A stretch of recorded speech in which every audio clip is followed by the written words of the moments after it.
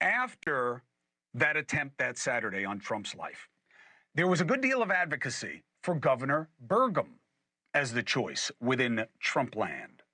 Why? God forbid Trump has to step down and the VP actually has to step in. People are crazy. We had just lived it. And also, Trump is not exactly in his prime. So why would you pick a lick-spittle MAGA zealot with no experience instead of a seasoned leader? Now, of course, they went with Vance. Why? Because all Trump ultimately wanted to consider was how much the Veep would adore him. Now that choice is sus, as the kids say, because VP Harris makes this a different race. It is now a fight for independence again.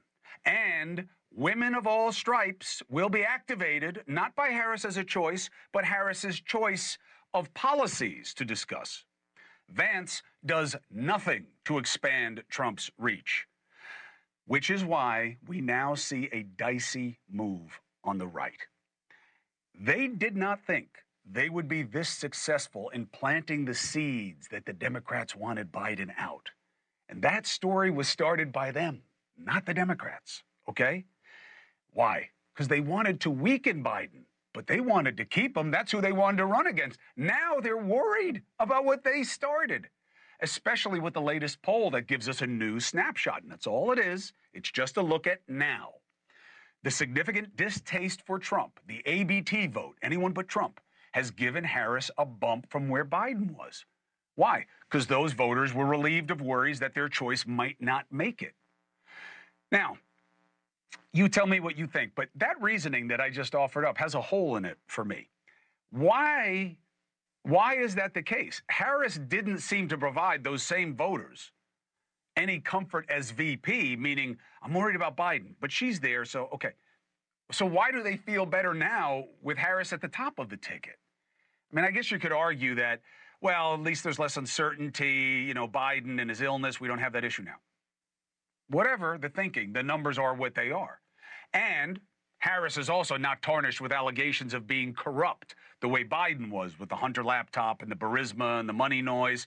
So what she's doing is what Biden couldn't. She's painting herself as a prosecutor, which is not what Biden was known for being, who knows Trump's type, which is code, right, for a lying, cheating felon who was prosecuted a lot. Now, while there are still a lot of unknowns on the left for me, I don't know that Harris gets to just coast through the convention. They're getting a lot of pushback, even by, Harris-friendly coalitions. And then you got to see who she picks as VP. Will that choice complete the ticket to the satisfaction of enough of you? Yes, Governor Shapiro, Pennsylvania, Senator Kelly, Arizona, reportedly the main picks. I told you that last night. We're going to discuss them with a Veep expert. Literally, this guy studies VP choices and what works and what doesn't. Interesting, right? That's coming up. Here's my last point. I don't like the early indication from Trump land about what they're going to make this election about, okay? They're clearly playing scared right now. And too often in politics, when you play scared, you play dirty.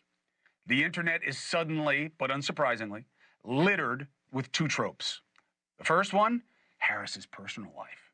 Portrait of a particular kind of ugly, obnoxious female stereotype. All the mentions of her love life and such, and how she was elevated. Dirty pool, especially when most of the people launching these attacks back Trump, perhaps the most sullied personal reputation we have ever seen atop a ticket, let alone the ticket from the former Character Counts party. The second attack, even more dicey. Harris is the personification of DEI. Trump is saying it by saying she's the most left. His followers are more direct in saying it as that's the only reason she got the Veep job and this chance at the top of the ticket. And yes, I do think that there's a little bit of a dog whistle in there for some doing this. Not all, but some.